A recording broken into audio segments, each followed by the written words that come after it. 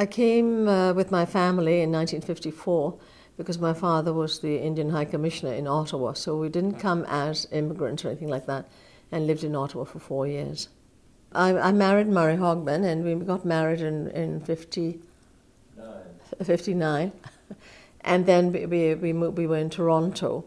So my parents by then had moved on to another posting in Europe. So when we were in Toronto, we were both feeling we were very young and very full of hope, and we wanted very much to have Islam as part of our lives. And what was it like? It was Toronto was completely different, and the Muslims were scattered everywhere, but very, very much trying to create an identity of being Muslims together.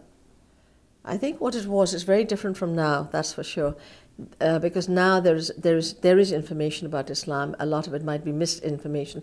I think back in the 1959 and early 60s, people didn't know anything about Islam.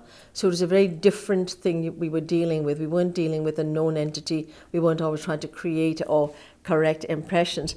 I think people just didn't know about Muslims and Islams, and it was something so foreign and alien that the work was very different as to how to correct people's perceptions. But I don't think that was that much of an issue. The non-Muslim was not that much of an issue for us as it was to create something with other Muslims. Did you, for example, encounter any prejudice, whether it was malicious or not? No, we certainly didn't encounter any. I think it was my being exotic from being from India that was more exotic to them than my being Muslim. However, that's not to say that there wasn't a lot of discrimination against Muslims in employment and things like that. And there are a lot of stories about what happened to the Albanians, the Lebanese, the first Muslims. They weren't allowed to work. They weren't given work. And there was a paper, we used to talk, we called him Effendi, his name was Rajab Asim, told us the stories when they came first. You couldn't work, and if you did find employment, you had to have a letter of recommendation from your minister or your priest, and that you attended church every Sunday, and of course there was no such letter for Muslims. So that's why they either went into peddling or opening small restaurants, or like the Karim family opened rather large restaurants.